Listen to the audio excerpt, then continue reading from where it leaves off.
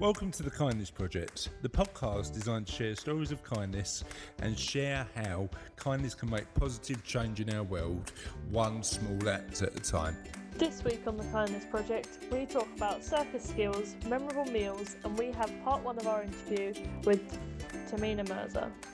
Welcome, one and all, to another episode of the Kindness Project. Well, you're a town crier. Welcome, one and all! No, I'm a circus master. Okay. You are. And me and Russ performing chimps. Yeah, you guys are part of the ensemble of oddities that Who's the bearded ladies? It's clearly Russell.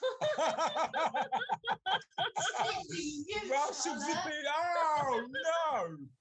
So filled with a drive-by insult. It's clearly you, Charlotte. I'll have you know I shaved my chin the other day. Right, so what if we were unofficial question of the podcast, ladies and gents? Feel free to answer anyway, but no tickets are available. No prizes are available like any normal podcast. If you were in a circus, what act would you do? What act would you do? I would be the ringmaster. I'd just stand in the middle and announce things loudly. I like the idea of having a ringmaster's outfit. I have one. Have you? I did. She does. I had to get rid of it because it was too small. But I did at one point have a ringmaster's outfit. And what role would you play, Russ? Lion tamer. Lion tamer. Why lion tamer? I like lions. They're quite majestic. They are. I mean, as animals go, I think lions are probably the most majestic animal. And what should I be in the thing? Do what you normally do. Be the clown. do what I normally. Be the clown. That's obviously the clown. Sending the clowns. Sorry, Russ, what did you say? Tightrope walker. Tightrope walker. Without a safety wire. Or net. I tell you what, genuinely, I mean, because of my That's clearly the clapping seal. Because of my ear thing, because I've got a little bit of a ear injury. So, right, because I've got a little bit of an ear injury. My balance isn't particularly good. But one thing I would try definitely, and you can do this, is circus skills. So you can go to a circus and learn different circus skills, That's like our school one. juggling. Did they? I learned how to balance a plate on a stick. Really? Did it work? Yeah. I'll have a plate spinner. Yeah. Amazing. Good stuff. And we are also joined by the littlest, but not for long, member of the Kindness Project's podcast hosting family. It's Sophie. How are you doing, Sophie? Good. Good. So you'd be a ringmaster. I'd be a jester, clown. Yeah. Sophie would be spinning plates. No, I've been sealed. And Russ would be the bearded lady. We're all sorted now. No, It's sure job it's done. the bearded lady. Job done. Anyway, on that note, let's talk about what we've got up to this week in terms of question of the podcast. I want to talk about memorable meals. So the question this week is, what's the most memorable meal you've ever had? And I think I've had two.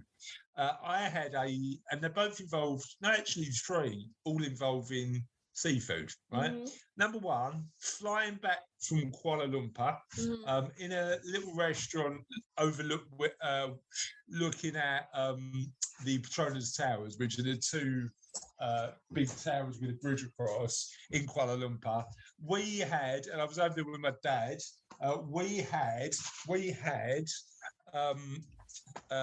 an amazing seafood meal. Mm-hmm. So it was an ice bucket with just loads and loads of like oysters and mussels, just this bucket full of, I mean, I'm not selling it really my bucket of seafood, but it was this like ice on a bed of ice. It was absolutely amazing.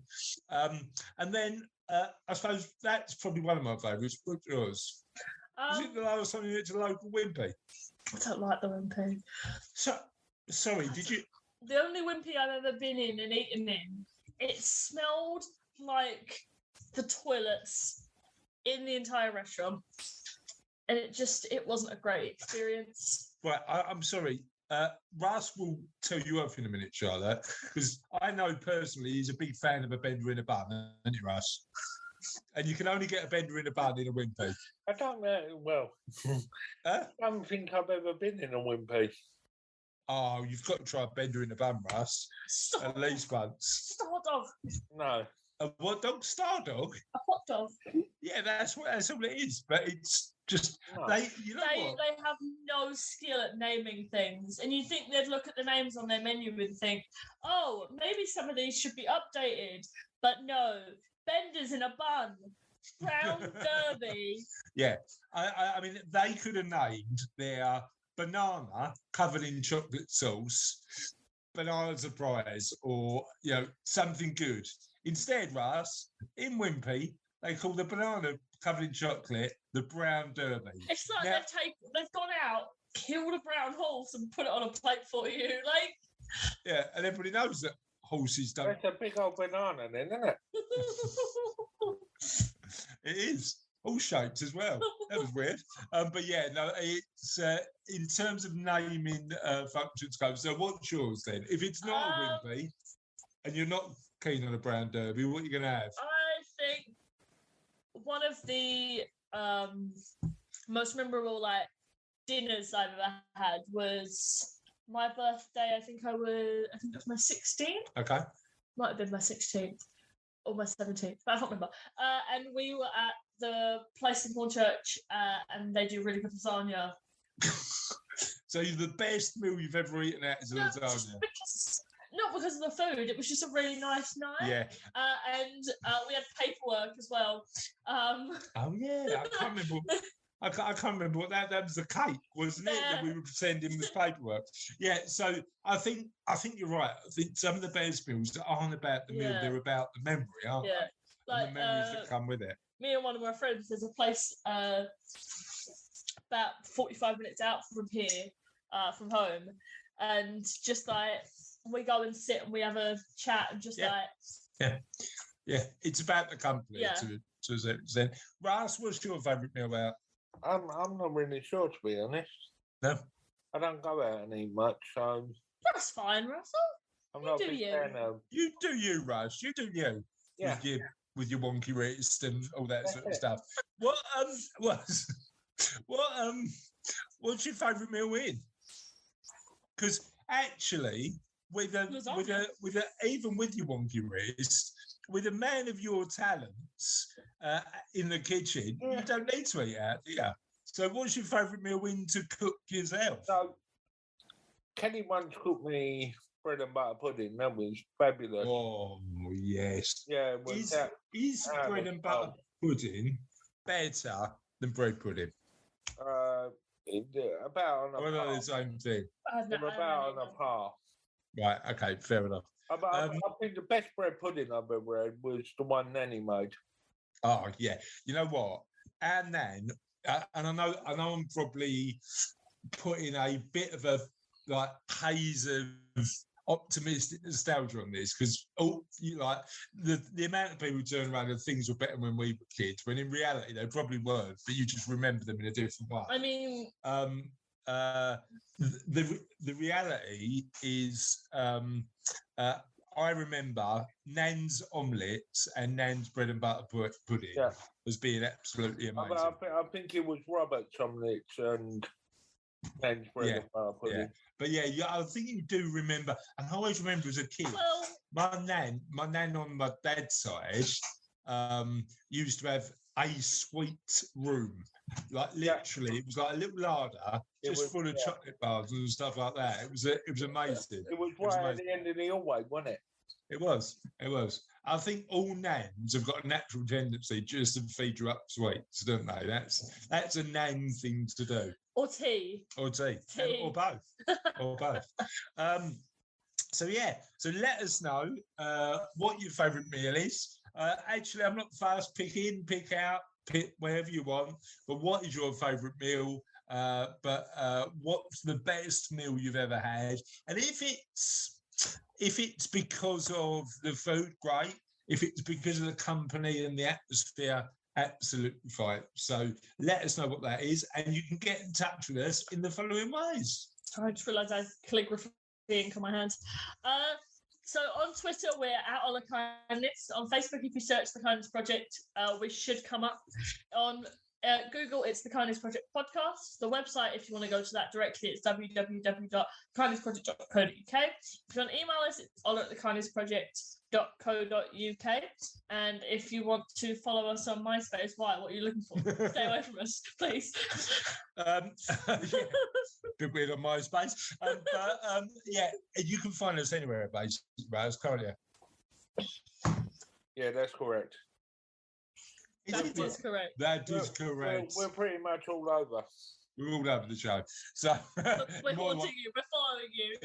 In more ways than one. So please do check out. All of our previous podcast episodes. We've got hundreds now, literally hundreds that we've recorded over the years, with some amazing guests. Check that out. The website's got merch on.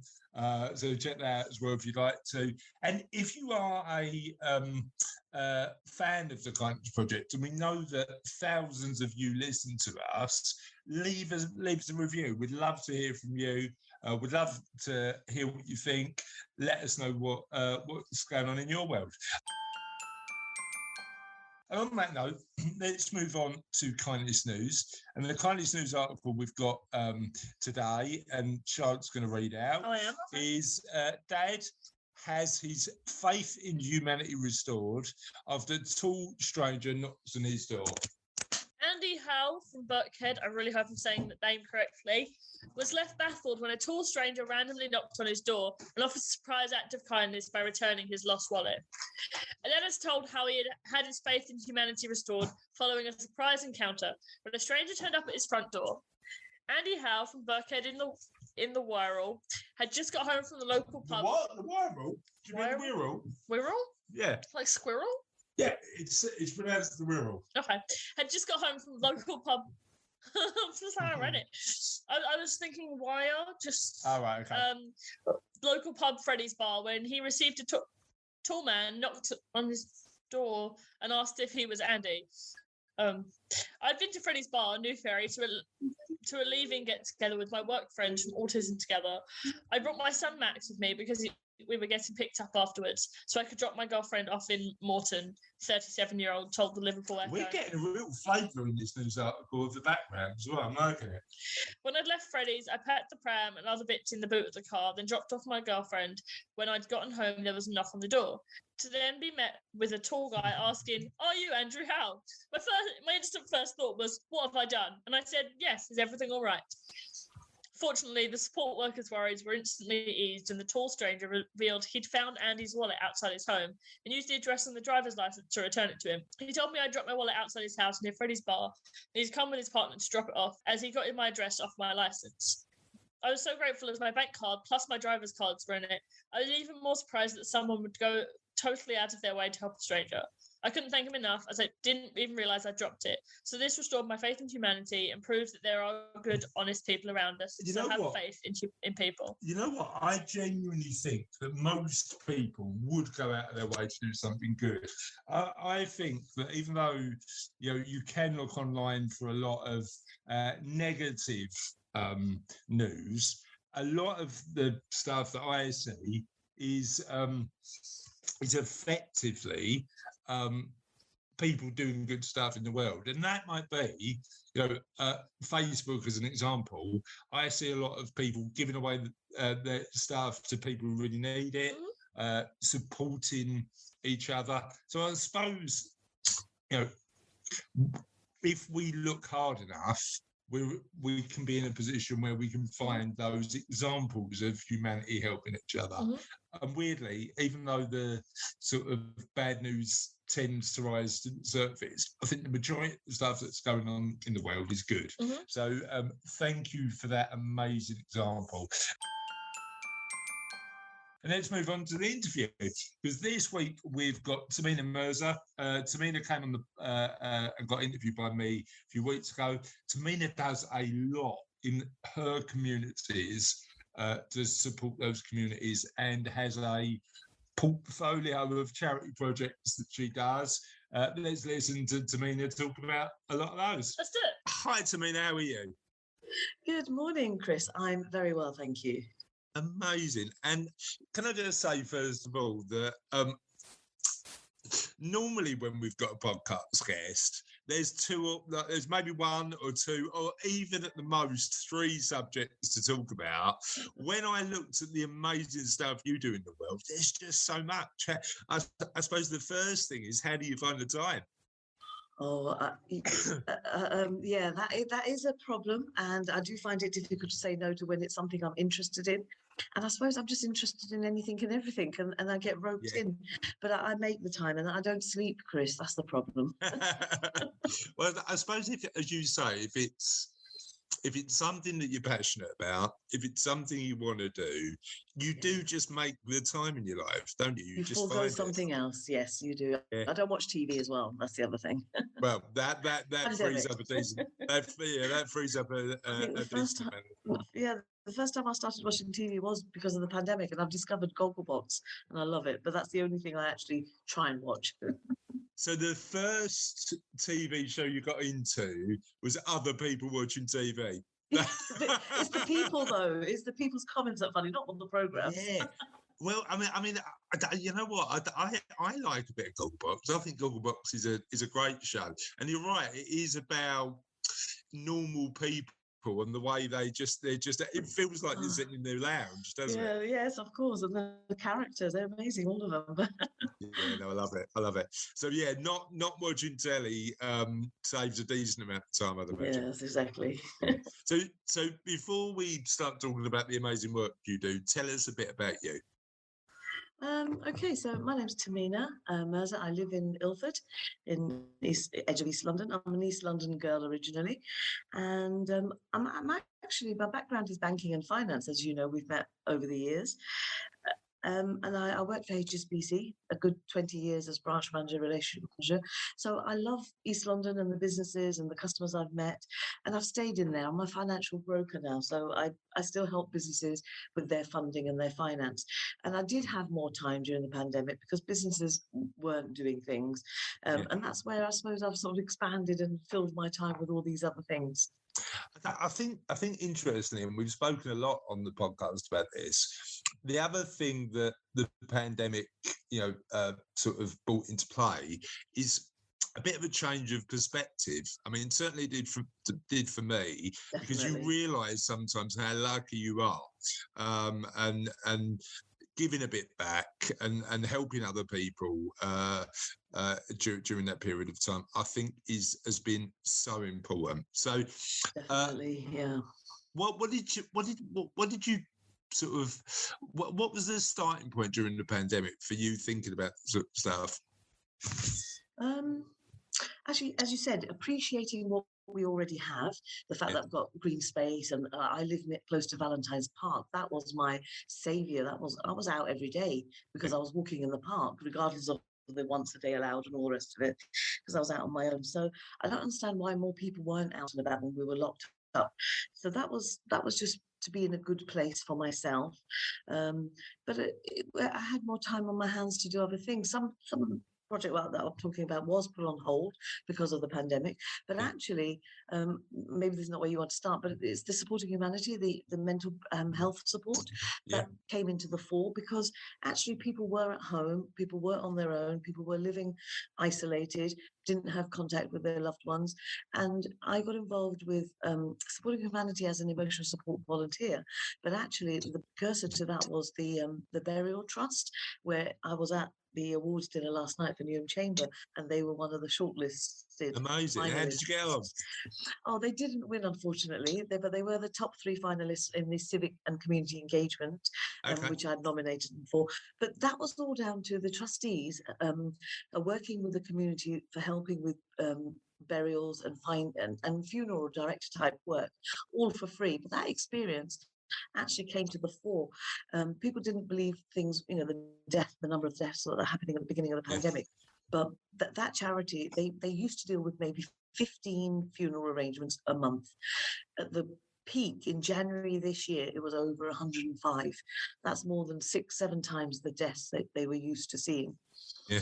And That's a huge change, isn't it? Oh, it was horrendous. It was absolutely horrendous. In terms of, as well, families were scared or weren't allowed to go to the hospitals or couldn't be with their loved ones. We heard all the horror stories of people dying alone. And they were able to arrange chaplaincy services to make sure somebody was with their loved one.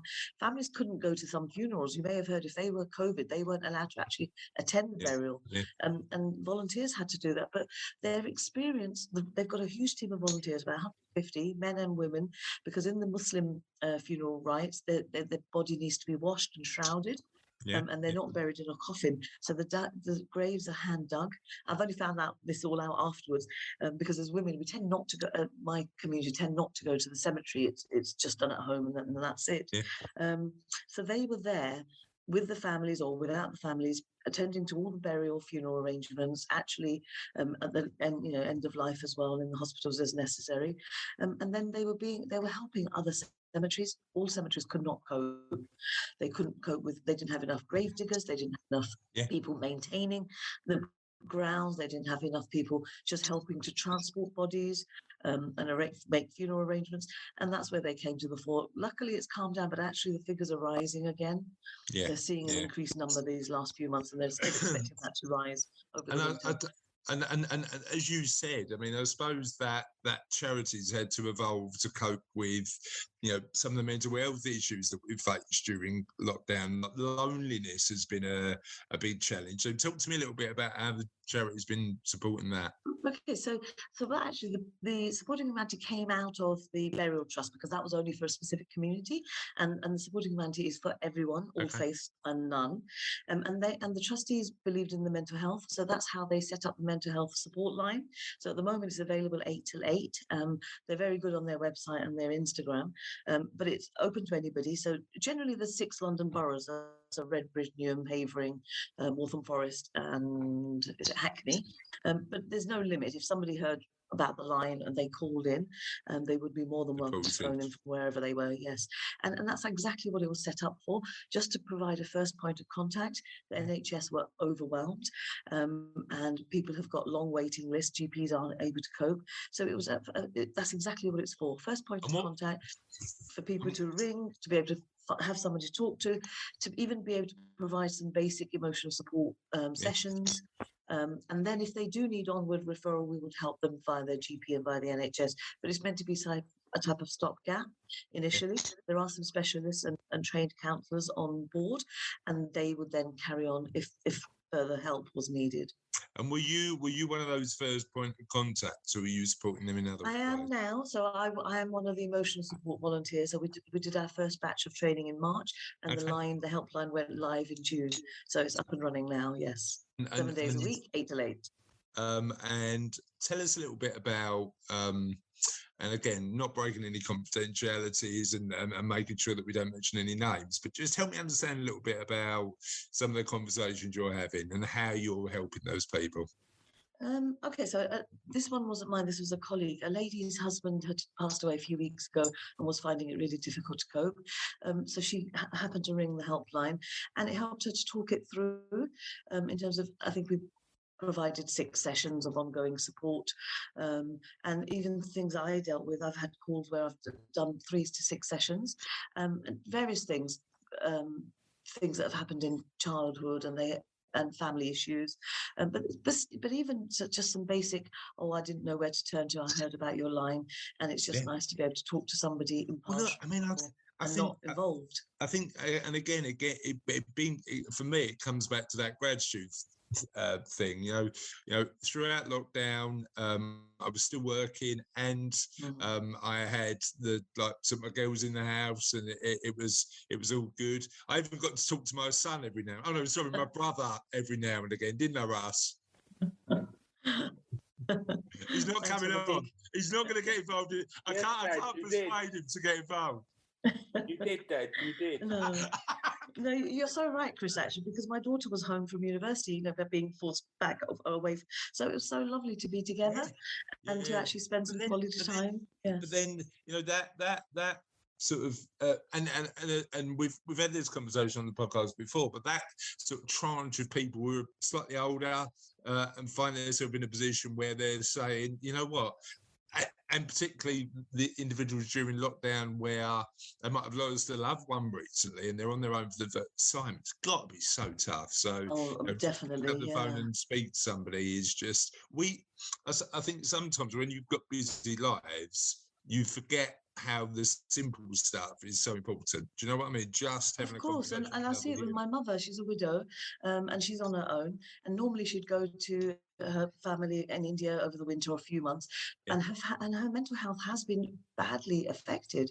Where we were keeping her locked up in her house almost because we were doing the shopping for her. She didn't actually get out and about as per normal, and actually it did deteriorate. And even though we tried as much as possible to be there, if you're on your own, you're living on your own, you're elderly, you're vulnerable, you have health conditions, you're isolating for whatever reason. How horrendous was that for people? Yes. Yeah. So I mean, you're absolutely right. You know, just helping people and guiding people through that process and doing what you can is just so important. And I want to talk about a little bit more about the Support Humanity project in a little while. But let's have a conversation about one of my favourite subjects, food. Right? Oh, so, yes. Talk to me about the Tehmina Food Project. Oh, you'd love that, especially if you like Indian food. So yes, Tehmina Food Project is a Newham-based volunteer-led project, and I came across it because the lady who's one of the leads, I've known her for about 10, 15 years. She's a Newham nutritionist and done a lot of community nutrition in Newham. So this is amazing, and my parents are from India originally. I suppose you take your heritage for granted. I didn't really appreciate anything, but it's only coming across this and all the other volunteers. There's myself, a local lady who's a DJ presenter, some older women, but a lot of them are PhD students and master's students in social history. And what a fascinating subject. They're looking at things like immigration and the cultures that people have brought into the UK and how it's all been blended and helped them to assimilate into the UK way of life how it's become part of that life. So this project in particular, it's looking at ladies who came from the 1960s to 2000, so from Newham, all over the Indian subcontinent. So that includes India, Bangladesh, Nepal, Mauritius, Afghanistan even, and it's about how they use their sort of home culture food to help integrate and to help sort of alleviate homesickness, but also to recreate the food and the recipes here to make them feel less lonely.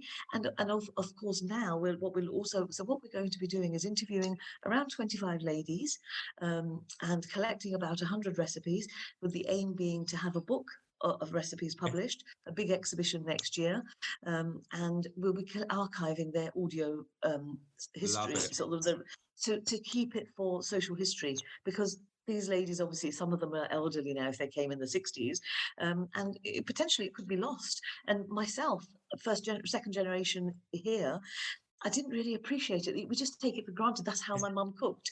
And it's also about people like myself and the next generation, fusion food, how things have been adapted to taste for the younger generation or just adapt for the ingredients.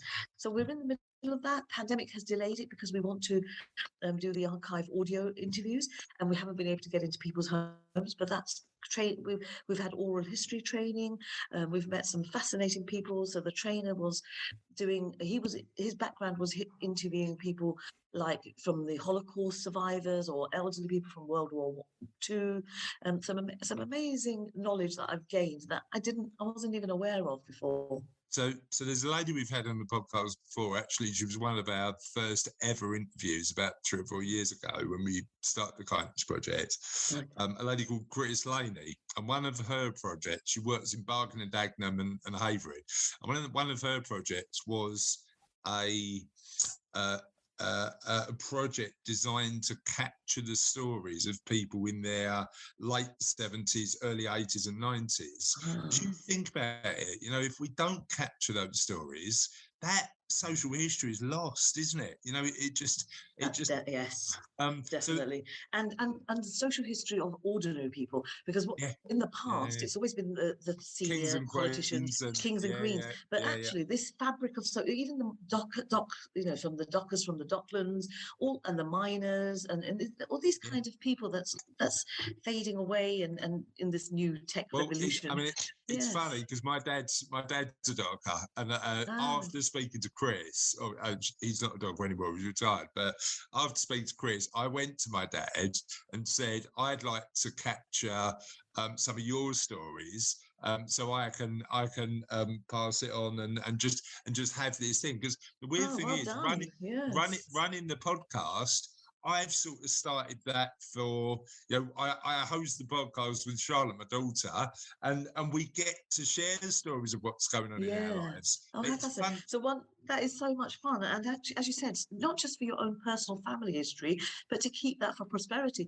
And actually, my mother is going to be one of my interviewees. Well, so, to be honest, Tehmina, I did say to my dad, would you like to do this? And he said, I don't know if any of my stories are actually publishable anyway. So he's not agreed to it yet, but I'm still working on it. But what I love about the idea is the fact that it involves food. You know, that just concept of culture through food. Right. So Chris, when we do the exhibitions, because there'll be 2 more launch events, and there was lots of food on to taste and sample. So I'll have to make sure I remember you for your invitation. I'm definitely there. We had a Rush. Do you remember the name of the lady who runs the Nepalese charity that we had on? Oh. I'm gonna check now.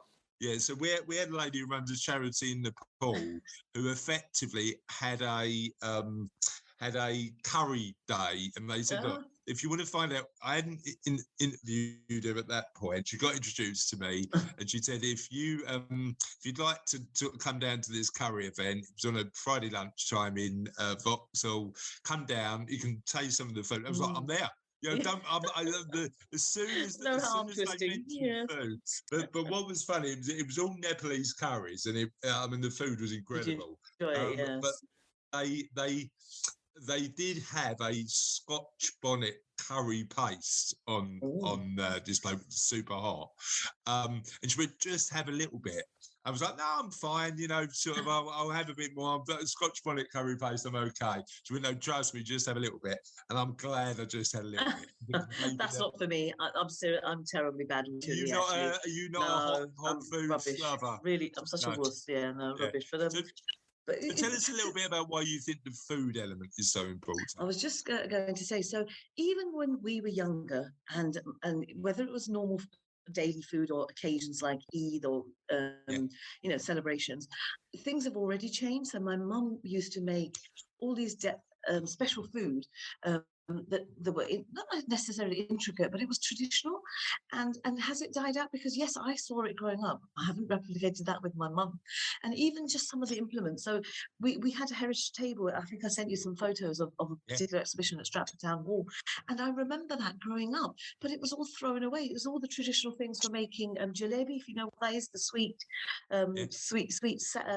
syrupy sort of dessert thing.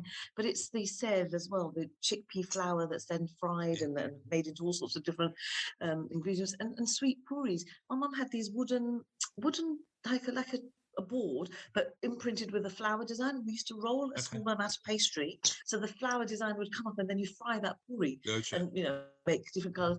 I have no idea where these wooden things have gone, because they've all disappeared and we've chucked everything out. And people have kept some things, and it's just trying to cook. We were just approaching friends and family. Have you got anything from 20, 30 years ago? And that's how we made that collection. People did have enough to show the old tools and the old implements, and either they don't do them anymore, or it's just gone already relegated to history. So it was an amazing nostalgic look. I suppose the other big thing is food is about family, isn't it? It's about sharing. It's about culture, community, and a lot of those events, sort of revolve around eating. It does. And your families, as you said, families get together, and especially from I don't know if this was in my family's custom or my mum, we would always, so it didn't matter if she made biryani, if she made things for Eid, we would make up a platter. to send to the neighbours, regardless of what nationality or religion they were. So our neighbours, my original, when I was growing up in Manor Park, my mother's best friend was from Jamaica, and she loved roti, and my mum would be always sending food over there. And our other neighbours were Hindu, and we would do, the mother didn't eat meat, but we would make sure we'd send all the vegetarian things. It was just sharing with your neighbours, your community. And we didn't have any family. Unusual for many Indian families. It literally just was my parents and my brother and my sisters. So for us, our neighbours and our community was everything. Yeah, exactly. And I think, food and drink crosses divides, doesn't it? Because it's sort of it allows you to. It's a very social element. Well, that was part one of Tehmina's interview. I hope you enjoyed it. We've got part two next week. Yep. And let's move on to your favourite bit. Tis the end of another podcast, but the end is never really the end, because the end is always the beginning of something entirely new. And the new question of the podcast, that isn't new because it's old, because it was last week's, was what skill have you yet to learn but you'd love to learn? And I'd like to learn to play the piano properly. I need to get lessons. That's on my to-do list for 2022. Mm-hmm. I'm also currently using Duolingo. Can sponsor us if you want Duolingo, to learn French. Nice. So nice, isn't it? But yeah, I'm going to be 18 still saying that. Nice, isn't it? Probably have Alzheimer's by then and saying it like, might let it dribble away. Sorry. What I'd like to do is learn French and play the piano. And there's a few people who have told us what they'd like to do. Steve Dan said he'd like to play the guitar. Lorraine Hornsby said she'd love to learn sign language. Oh, I'm with you there. You know what? I think learning sign language is an amazing one. Serena van der Meulen Taylor said, I'd love to learn sign language too. Mike Christie aims to run 10 miles. Sandra Connaughton's learning French, and she'd like to be fluent. Heidi Ball says, I'd like to cook proper stuff and make it look like it actually looks like in cookbooks. Mine tastes great, but it looks like an absolute mess. Stacey Keane, Spanish, sign language. It is an interesting one. Hieroglyphics. I tried to learn the Norse symbols. I tried to learn what each of them meant, but it took. Lee Robertson's got a good one as well. He'd like to learn how to butcher meat. Nice, like that one. Tam Kane said speaking Spanish for when she travels through South America in a few years. And Justin Gavby said play the cello. Ralph Lawton said a slightly odd one for me, but Tunisian crochet. I could do normal style, but not Tunisian. And it makes a very different and interesting looking fabric. And she sent us a little photo of her crochet project. So all good. Oh, those are very, cute. Very heed looking, aren't they? Yeah. Very comfy, cozy. Nice, isn't it? And that's it for today, ladies and gents. That's going to follow me talking that's another episode of the podcast. Have a lovely day, and we'll see you on the podcast soon. Bye. Bye.